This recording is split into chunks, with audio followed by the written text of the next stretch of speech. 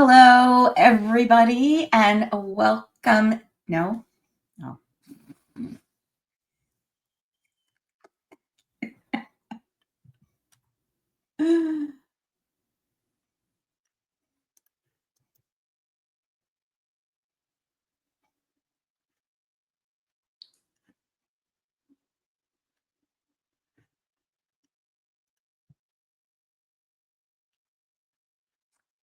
Hello, everybody, and welcome to today's Lead Gen Masterclass. We are going to be talking about the power of case studies, turning insight into income. I don't know about you. The word case studies has been part of my vernacular for many, many, many years, and we're going to talk about that. Those of you who've seen my posts have seen that I have been doing case studies for well over 30 years. They have evolved over time, but for the most part, the foundational elements of why you need one, how to create one, and then how to use it to drive that revenue after you've created it, those foundational principles all stay the same. And that's what we're going to be talking about today. I am Joanne Gore. I am the president and chief strategist at Joanne Gore Communications. We are a full service B2B marketing agency, and I am on a personal mission to help the print industry sell more print. This is just me talking today, but please head to the chat. I have folks from the JGC team standing by to moderate. Ask questions. I've got LinkedIn running beside me here, so I'm going to try and do sort of double duty here if I see any questions pop up. But yeah, please participate. I'm gonna tease you on, edge you on a little bit with some questions. So get your typing fingers ready. Yes, there will be a recording to this posted on Joanne Gore Communications LinkedIn page. Please follow us, and you can access this whenever you want, wherever you want. I do plan to wrap up in about 45 minutes, but if there are questions there, obviously, I'm happy to stay through till the top of the hour. So we're going to get this party started by tell me, where is everybody calling or joining me from today? Whew. I'm in just north of Toronto, Ontario, Canada, in a quaint little place called Holland Landing. I love it here. It's about, I'm going to say around 19 degrees today, which for those of you south of the border in the States, that's about 58 or 60 degrees. So it's warm, it's sunny, it's a cool, crisp fall air. So let me know where you all are calling in from, and let's keep this moving forward. I've got lots to get through. I don't even know how to pronounce where you're from, Sam. Stewiak? Is it anything like stevia? Nova Scotia. Jenny from Fort Lauderdale. Yay, Jenny, you made it. I'm so glad to see you here. All right, let's go on to the next slide. Those of you who have been to my webinars, masterclasses, or Zoom meetups, I always like to start off with some stats and really talk about the lay of the land. So when it comes to case studies, they are the third most effective tactic when it comes to content marketing. That's according to the Content Marketing Institute. 73%, that's nearly 3/4 of B2B buyers, say that case studies are a key factor in their purchasing decision. And 54% of buyers, so over half, engage with case studies as part of their buying process. Nearly 30% quote them as one of the most valuable sources in researching B2B purchases. So what all this means is it's really simple. People buy from people. They want to know about your company when they're considering doing business with you, but more importantly, they want to know about the people that you've helped. They want to feel like you're going to be able to help them because you helped somebody just like them. And that's really important. If you're selling your service, your products and services, let's say to home services market, professional bookkeepers, accountants, landscaping, snow removal if you're not lucky enough to live in Fort Lauderdale. So what resonates with them is how you've helped other home services or business services companies. If you're going to talk about how you helped a financial institution, it's not going to match up. So you want to make sure that the case studies you write are going to appeal most to that ICP, your ideal customer profile, that ideal lead, where you're going to make money, the most amount of money in the shortest amount of time from this cohort, from this large group. So it's important to understand where that case study comes into the buying process. And many of you are, I'm sure, have heard of the term. There's a bunch of terms. There's tofu, which is top of funnel, mofu, which is middle of funnel, and bofu, which is bottom of funnel. So TOFU, not to be confused with the protein substitute, middle and bottom. The top of funnel leads, they're the ones that are, there's a pulse. They've shown some interest. Maybe you scanned their badge at a trade show. Maybe they downloaded a lead magnet from your website, and maybe they checked out some case studies. The bottom of funnel, those are the leads that are most likely to convert. You definitely have an opportunity or a pipeline value is assigned to them, and they're very close to closing, whatever that looks like to you. That bottom of funnel, that's when they're most likely to pick up the phone and have a conversation with a sales rep or yourself or somebody who can help nudge them over the finish line. Again, the reality is people don't want to talk to sales reps anymore. They want to do all the research by themselves. They want to check out for case studies, ratings, general, do I fit? Can these people help me? What's it going to be like working with them? They're going to check out your LinkedIn profile. They're going to check you out. Maybe some might even do a background check. Who knows? But they want to know that the services and solutions that you offer are going to help them, and they can feel that. So that top of funnel, bottom of funnel, they are both opportunities to showcase case studies and use cases around your products, services, and solutions. All right. Next thing I want to cover before we go into this is AI, because everybody is talking about it. Everybody is using it. It's like the early days of the internet. So at the end of the day, and I have been saying this, I've been speaking about AI and sharing AI prompts, which I will share with you as well today if you stick to the end. But AI is a tool. It is not a replacement for human beings. You need to know what it needs in order to give you what you need. You need to know what the output is that you expect in order to decide if what it's fed you is right, wrong, in the right path, etc. The worst thing that you can do is trust everything that AI spits out, because I can tell you it doesn't get things right. I'm going to give you some examples later on as to some of the gotchas and where AI tends to fumble. And it's in places you wouldn't necessarily believe or imagine. So you need to prompt like a pro. Now, that doesn't mean you need to have a 3-page prompt. It could be a really simple prompt, but again, you need to know what the output is going to be so that you can tell it how to function and what you want. Personally, JGC uses AI. It's not a replacement.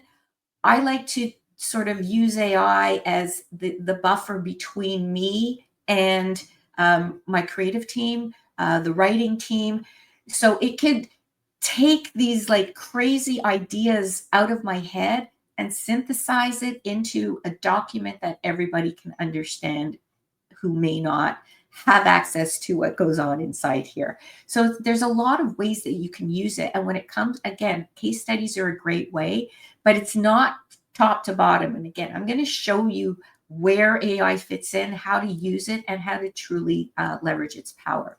You need to feed it. The more information that you can give it about yourself, your company, I feed it, all the blogs that I've written, all the articles that I've written, our messaging playbook, our brand guide, our LinkedIn profile, our stats from the Shield app that it can analyze and understand what content people are resonating with.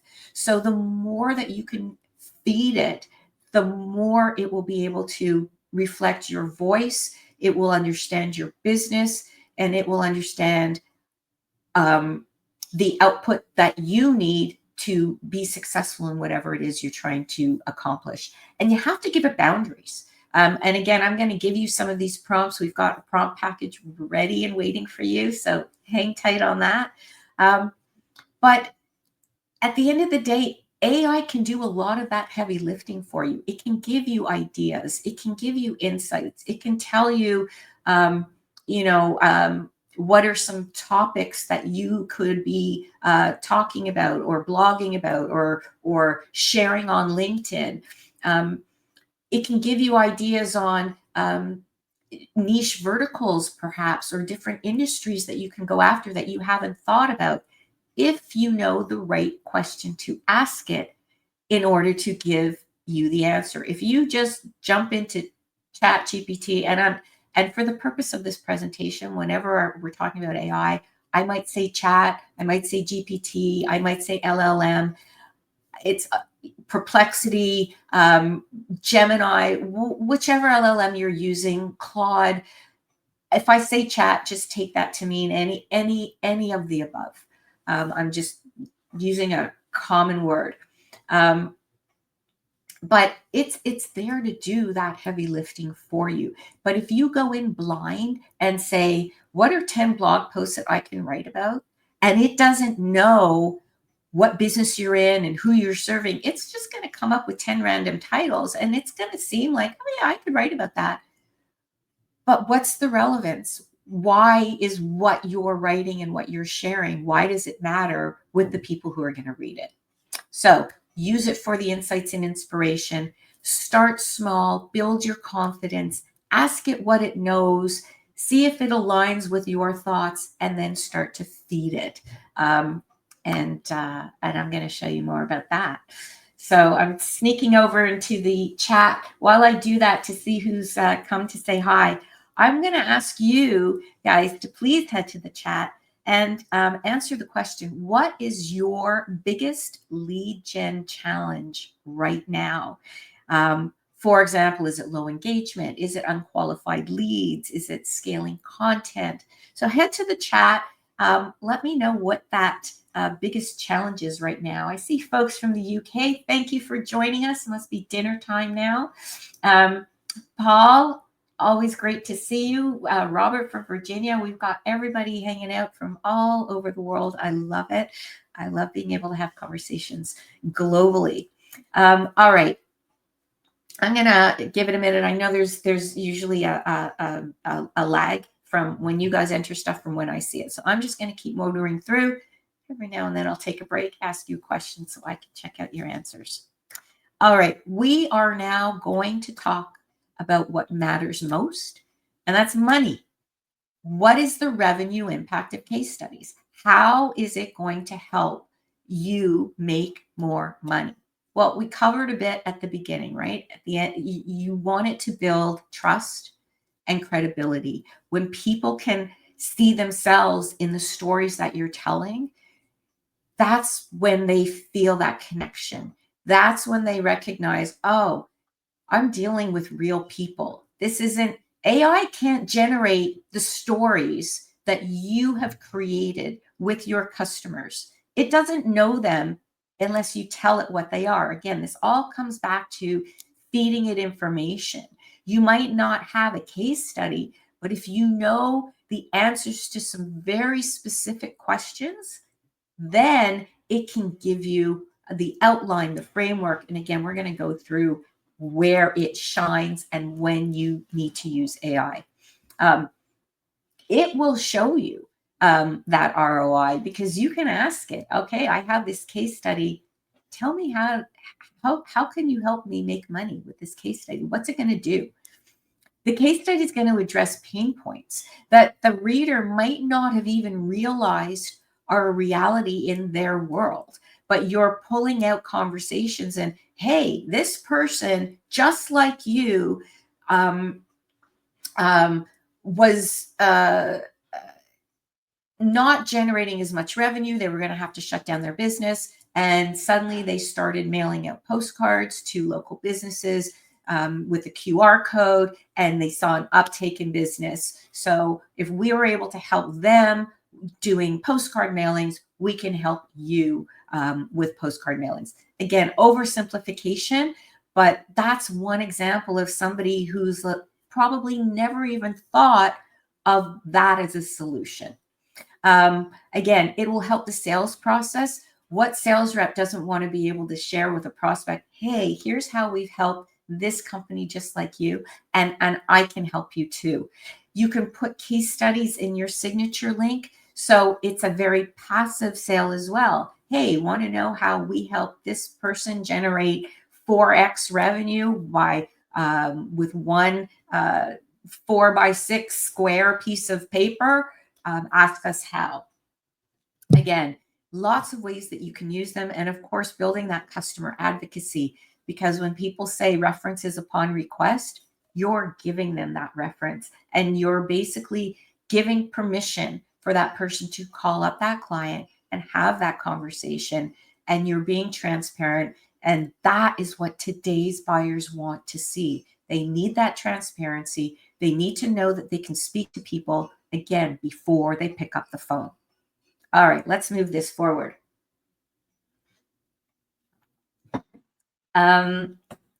Anatomy of, oh, John, I see you in there. John, always a pleasure to see you here, all the way from Milwaukee. All right, I digress. I know I can be like a squirrel sometimes. Anatomy of a case study. So I told you that there's sort of a real structure to any case study. And here's what it is. First, you need to think about, who are you targeting with this case study? That quickest time to money. If you're targeting the home services, you want to make sure it's that type of a case study versus financial services. I think we've covered that to death. Then you have to figure out which customer are you going to profile. Now, here's where I see a lot of companies get things wrong. They decide, I want to use this customer as a case study, but they don't know why. They just think it's going to be a great case study, and then they start using it everywhere instead of taking it and really aiming it and targeting it at more customers like them. So again, you might have a great case study, but if you were to get more business like that, maybe it's going to break the bank or cripple you, because they were a very difficult customer. So it could be a great use case, but do you want more business like that? Or do you want business that's like similar to it, maybe a different vertical? So again, before you decide which customer you're going to profile, make sure it aligns with the customers that you're targeting. Again, I'll use the financial services, home services as an ideal scenario of profiling a bank when you're going after a home services vertical. Pre-call preparation, that means you want to get that customer who you're going to be interviewing ready. You're going to give them the questions in advance. You're going to let them know what you're going to talk about. Maybe you're going to remind them of certain obstacles that you overcame together. A part didn't show up. Something didn't work. Something was supposed to be delivered and it was late, or it was early, or an error was caught and you saved their hide. All of these things are the golden nuggets that separate you from your competition. Only you can tell these stories. They can't. So really dig into the meat, not the me too of the story. Everybody can talk about the equipment they have or the service they offer or the experience they bring to the table, but it's those proof points. Jenny, you're on the call. You can probably attest to what we went through to pull out those customer stories. Tell me when, show me how. Those are what really makes the difference between a strong story that nobody else can tell and a Me Too story. All right, then you're going to have the interview, and don't let that scare you. It's a conversation. You're picking up the phone, you're having a conversation. Hey, let's talk about what we went through together. There's the post-interview summary. So that's when you're going to gather all of the thoughts, you're going to sum them up, and then from that interview, you're going to create the outline, your actual headline, that I don't want to say clickbait, but that attention-grabbing headline that makes somebody want to click and read the case study. You're going to draft it, and then you're going to have a final. Now, for some folks, they're going to say, and you're thinking to yourself, I can't do case studies. My clients won't allow us to mention their names. That actually happens a lot in financial services or any kind of environment where confidential information is critical. So that's fine. You can mention them without mentioning them. So again, what I learned over the years when a company wouldn't allow themselves to be mentioned, I would go to their website to find out how do they describe themselves. For example, we are the number one local bank in Milwaukee. So you're not naming the bank. You are using the description that they have freely put out over the internet and in their marketing materials. And if somebody's smart enough to connect the dots, that's great. But you have not mentioned anything that could potentially harm or expose them. For some case studies, sorry, just stick back for a second. For some case studies as well in the creation process, you may want to run that case study by the customer, especially any testimonials or quotes that come out of that interview. You just want to make sure it's always best practice to give them that FYI review. Are you okay for us to have these words come out of your mouth? And at the end of the day, most customers will love it because that case study, if you are allowed to mention their brand, is a great brand awareness tactic. So you are going to help promote them at the same time as you are promoting yourself. So it's another huge ROI win-win between you and the customer. All right, let's go to the next one, please. Okay. I'm going to go through that streamlining case study creation. Yeah, Paul, yes, people identify with stories and others' pain points. So I want you to think of a customer win. I want you to think about one metric that would really stand out as a headline to a case study. We saved X amount of dollars. We increased capacity by X. We changed their, let's say you're working with nonprofits, the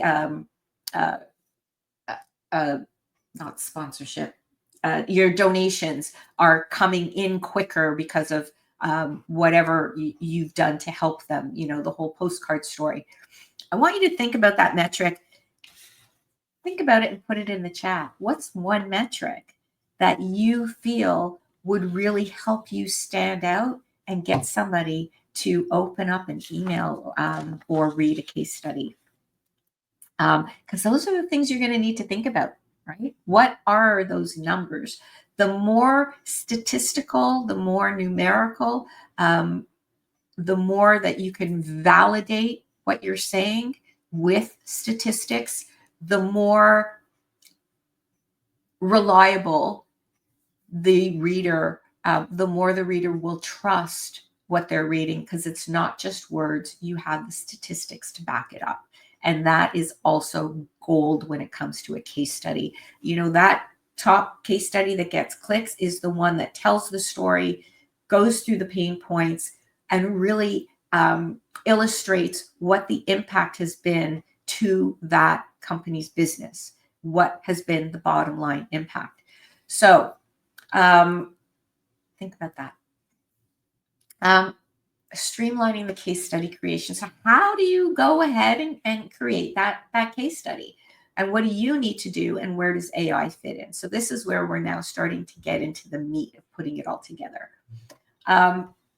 So the first thing you need to do, as we talked about, is identify the various companies that you want to target this case study for. At the same time, you also want to identify the company that you are going to write the case study about. And you need to know as much about them as possible. You need to go through social media. You need to research the customer and figure out who are you targeting and what's the best match. You're playing matchmaker. Now, again, I did not put AI into these elements because it doesn't know unless you feed it the information. So if you have, and if you are comfortable and want to feed it information from your CRM, if you want to feed it that data, then yes, it can help you do it. I know a lot of companies that makes them nervous. So you have a choice. You can let AI do it for you, or you could do it the old-fashioned way and run a report and get the answers right away as to, okay, if we do a case study on this customer, how many others do we already have in our pipeline? Where does the majority of our revenue come from? Can we get more like this? That's where all of that sort of human work comes into play. Once you have the information, then you can feed those answers. Who's the company? Tell me about the company. What were the problems that they were trying to solve? Why, what made them choose us? All of that's going to come out of the interview, right? There's really those specific questions about the company. What problem were they trying to solve? How are they solving it now? Why did they look at you? Why did they choose you? And what ultimately has been the impact of working with you? That's simple. That's the framework. What you now have to do is put the meat onto the bones. So you can feed ChatGPT the company you're talking about, the companies you're going after, why they chose you, the problems you solved, and let ChatGPT generate that first outline for you. Again, you're going to feed it the information. You're going to give it very stringent guidelines and gates so that it doesn't stray. You're going to give it specific prompts like don't hallucinate. I think we go through one in the next slide, if I'm not mistaken. If we don't, I apologize, and I'll come back to it. But you're going to get chat to generate the outline. Yeah, go back. Exactly. From that outline, if you like that outline, then it can create the rough draft. And then it will help you identify similar customers that you can target with this press release. Once you have all of that done, then you start your marketing around it. You'll create your email drip sequences. You could potentially generate video scripts, suggest social media posts. Again, you will work with AI to come up with the answers to all of these. So let's go on to the next one, and we can really put this into motion. Here's a prompt example of what you will feed chat or your LLM in order to generate the outline. And again, I have a full prompt package that I'm going to provide all of you to download. There's a QR code at the end, so please stick to the end. We're going to provide all of this information and more to you. So you're going to paste everything that we have already done, the interview, your notes, whatever information you can provide about the customer, their social media profiles, anything and everything you know, you are going to put into one big document and then you're going to share it and say, based on all of this information, create a case study outline. And here's the structure. Your headline. So remember, I told you to think of like a stat or something that's really going to make somebody go, holy crap. But be careful. And I'm going to tell you a story of a case study gone very, very bad. So the headline, the background about the customer, the challenge they were trying to solve, the solution that they ended up with, what the results were. You need at least one, if not two, client quotes to use in the case study. And you need a clear call to action. What do you want the person to do next after they've read the case study? Do you want them to book a demo? Do you want them to give you a call? Do you want them to jump on your calendar? If it's media, do you want them to request an interview? There are a lot of things you can ask that reader to do next. Again, if you know who you're talking to, then you should have a really good idea of what it is you want them to do next and ask them to do it. Don't presume that they're going to know what to do. Tell them, spell it out, feed it to them. And then here's some other bonus prompts. You're going to say use clear section headers so that when you're reading the response, you know which section and that you can then further refine your prompt. You're going to say do not hallucinate. That means don't make stuff up. Only use the facts that I have provided you. You're also going to say, and this might sound silly, but I always end my prompts with do you understand? Because sometimes it might not understand and then just make stuff up even that you've told it not to because it needs to give you an answer. So if it doesn't understand, let it say no. If it understands, it's going to recap everything you asked it to do. And that's your last chance to make sure that it understands you because you can stop it from generating. Sometimes I'll add to the prompt, don't generate any content until I've given you further instructions.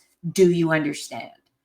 And then that prevents it from doing anything. It'll say, yes, I understand, whatever. You can, if it's right, if it's wrong, then you can say, generate the outline. A couple of little things, the M- controversy. So this is a prompt that I've started using just in the last sort of week to 10 days. There's the whole controversy about the long dash on AI, and it's an AI tell, and I know it is. The prompt that I have been using is replace all letter M dashes with N dashes, which are the slightly smaller dashes with the space before and after. Those are the dashes that I have been using for the last 20 plus years, long before there was a ChatGPT. So again, just a couple of little extra prompts that you can tuck away in your back pocket for future use. Yes, I like Paul. Take your time. Be sure to double check. Yes, great. Perfect. Thank you, Paul. Okay, generate the rough draft. Now, here's the prompt for that. Using this outline, so now that was the step before it, created the outline, loves the outline. Using this outline, create a first draft of a 500 to 700 word case study. Use a professional but conversational tone, unless you want it to be humorous, unless you want it to, I mean, this is where you give it the boundaries. Include only the facts provided. That's similar to do not hallucinate. Flag areas where more detail is needed or where assumptions have been made. You can add things like, is there any other information that I can provide you so that you can generate what I need? Ask it. Caution when it comes to saying 500 to 7 word case study. This is one of the AI gotchas. It can't count. It might get you 500 words. It might give you 3,000 words. It might give you 150 words. So you can start with the word count, but be prepared to look at it and go, no, I need this to be longer. I need this to be shorter. I need this to be much, much longer, double the length. That it seems to understand. If anybody's been able to crack the code on getting it to actually count words, please tell me, because it does not understand for the life of me. So there you go. All right, so that's your rough draft. Next, what are we going through next? Let's see if I've got a question for you. We good? We good in the chat? Sam, you doing okay? All right. So the next thing you want to do is, now you've got your case study, it's done the draft for you. You're going to polish it up. You're going to fine tune it. You're going to get approval from the customer. Everything is great. Now you're going to ask your LLM to define similar prospects. Who else can you, who would be most interested to read this case study? So here is an anonymized case study, and you paste the text in. Based on this story, identify 3 to 5 customer profiles who would likely relate to it. Again, this is where you feed it context. For each, include the industry or vertical, the likely job title or decision maker, common pain points, and why this case would resonate. You're asking it to tell you this so that you can then use the answers to create the emails, to create the social media posts, to create the sales outreach, to create that press release that announces this customer. All of that is going to come from chat's ability to identify similar profiles. But again, garbage in, garbage out. If you don't give it the parameters, it's not going to give you those refined, highly targeted responses. All right, next. So I've teased you about the case study prompt package. Hold up your cameras while you're doing this. I'm gonna tell you a little case study story that I experienced when I was in the corporate world. So just give me 1 second to rehydrate.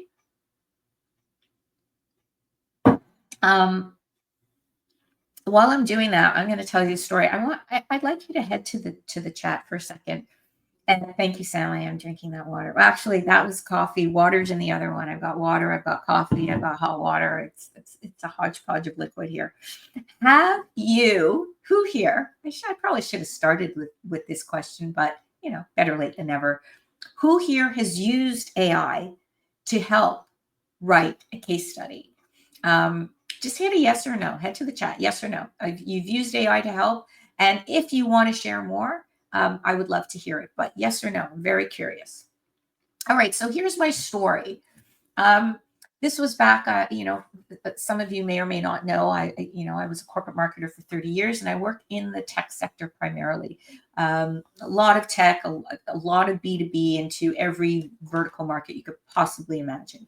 So I was working with a software company, and the case study proved that we were able to reduce document storage costs. Okay, and that was really, really, really expensive.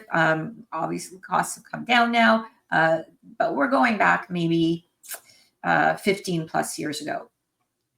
And the title, and we were doing content marketing, and what that means is you provide content to a third party. Typically, it's some sort of a media outlet. So it could be NAPCO, it could be What They Think, it could be any sort of media outlet where you want your content to be distributed to their subscriber database, more specifically, that ideal customer. So, for example, if you're, NAPCO, What They Think, you want to go after packaging segment, you would want to work with, let's say, Packaging Impressions with that list, as an example.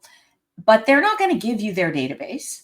They're going to charge you to access that database, but you are going to provide the content. Now, of course, they can create the content for you, and there's a cost involved. But if you have the content, you want it, whatever that is, it could be a webinar, it could be a case study, it could be anything you want, and you will pay them to send that content to their subscribers.